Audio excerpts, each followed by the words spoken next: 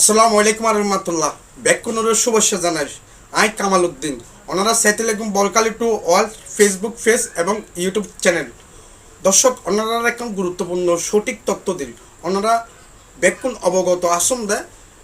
Iran এবং America ইসরায়েলের জিবে যুদ্ধ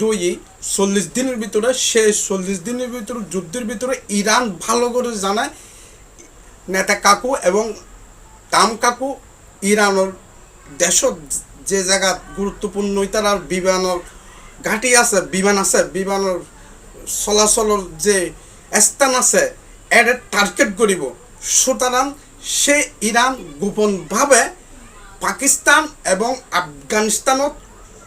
যোগাযোগ করি তারার বিমান এবং যুদ্ধ বিমান